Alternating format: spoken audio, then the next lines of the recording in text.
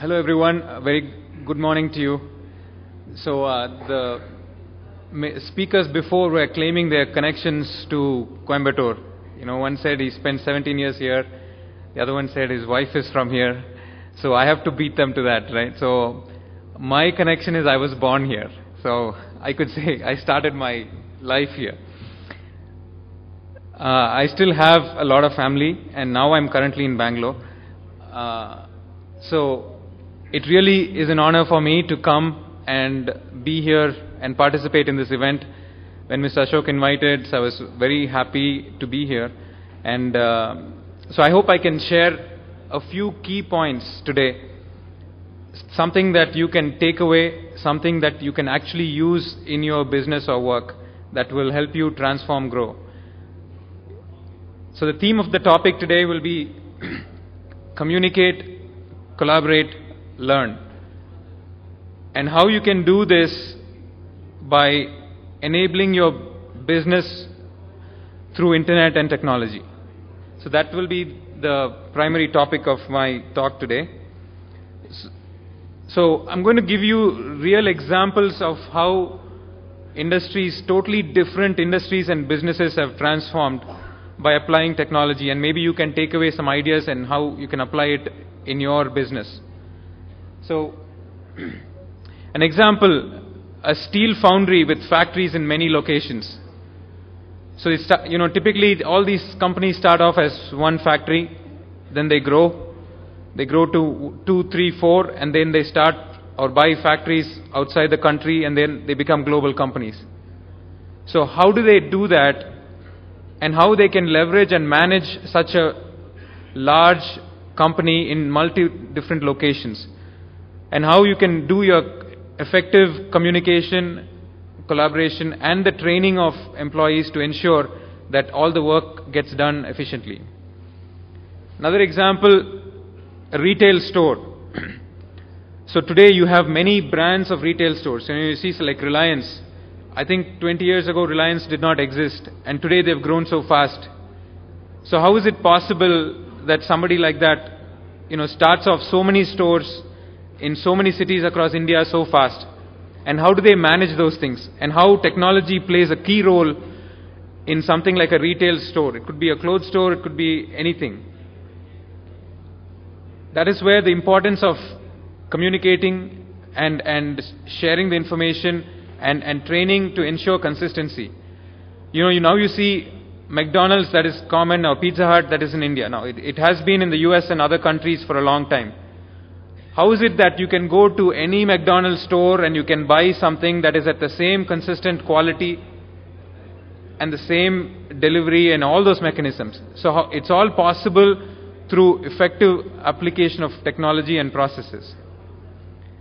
Another example is a construction company. India is growing so much construction is happening all over the place. So we have a construction company that is doing large projects all over India. How can their engineers sitting in the headquarters understand what is going on site in different parts of India? Obviously, they cannot be traveling every day. Or the site engineers need reviews, need information from the headquarters. How is this communication happening? How are the design reviews happening from the headquarters to these multiple locations all at the same place? And another example is in medical field, so in radiology. So today, normal local scan center provides scan results and reports to your local area, not even a city, but within that part of the city. And they're just fighting among each other, trying to say, okay, which doctor gets more commission or something like that. But if this is an example of a company I'm going to talk about with a vision to say, let's do scan reports for doctors globally, sitting here in India. And it's possible, it's real, and it's happening, and I'll take you through that. And the common theme across all these are how technology enables these new business models, previously not possible. And these are far more efficient and faster than the traditional way a business is run. It is not limited by location or geographical boundaries. So sitting here, you can do anything, anywhere, and that's possible. And hopefully by the end of this presentation, I'll leave you with that message. and how you can also leverage experts from around the world. So if you're a manufacturing company, if some small company in Germany is making a part that will be useful, it will be a component in your product, how can you work with them closely, design the best product that will beat the competition? So that way you can leverage experts from wherever they are. And then enabling access to global customer market. So Coimbatore alone is not your market. Many of them are already doing this, and how even as a small company you might be able to do something like that. You too can innovate, accelerate and grow. So I'll take you quickly through this. So today if you take a traditional business, how is it happening? Customers are local and limited. For one business meeting we travel for a day or sometimes even more. It's just 1 or 2 hour meeting to go meet somebody, and we spend 24 hours for that. Training employees means just sending them once in a while to some far off place. Obviously it's expensive, and so you most often just don't do that. And communicating with employees, which is so critical, particularly if you're having multiple locations.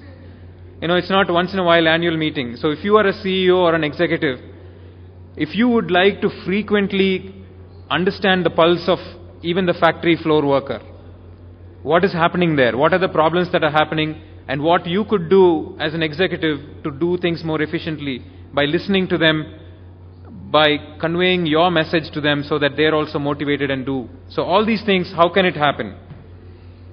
Now if you look at ICT, so we talked about digital revolution and so on, but if you, even that is past.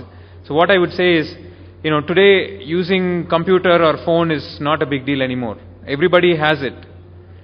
Office computer, email, it's all common part of every business.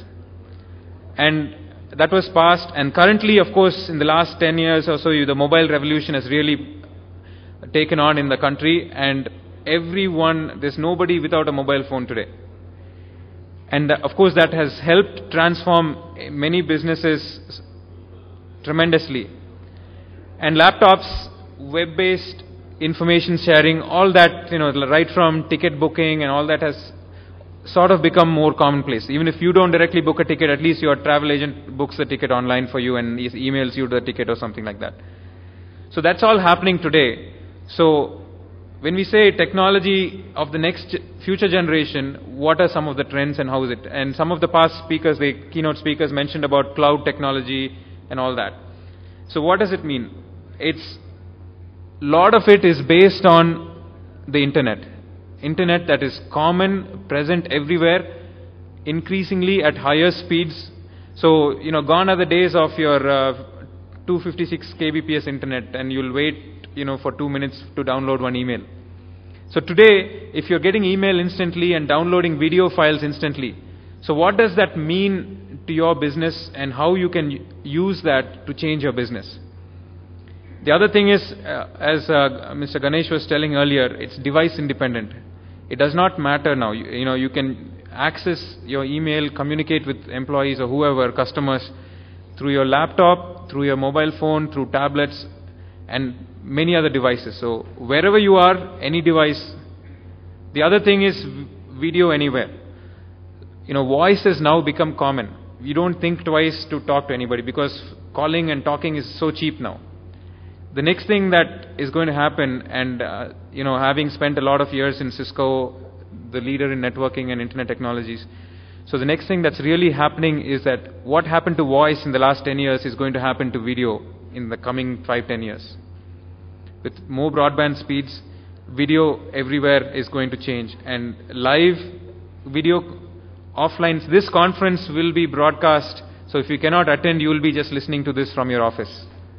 That will be common. The concept of TV channels, I think, is going to disappear. It's not 10 channels. It's not like, I want to listen to news, I have to wait till 7:30 when the news comes. It's not like that. YouTube, is very popular. But then if there's too much video, then the next thing is, can video become searchable? So I want to listen to a professor in Harvard or wherever, talking on a particular topic that's useful to me.